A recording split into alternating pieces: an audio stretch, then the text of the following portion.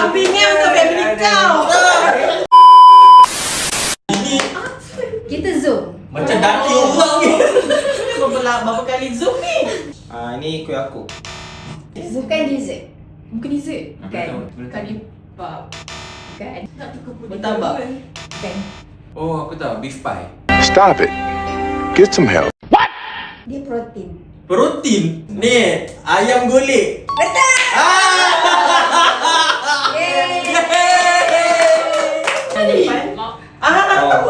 Tepung butter. Yeay! Tepung pelita. Ni takut bawa dia macam ni. Tepung pelita lah tu. Tak apa, editing boleh tukar.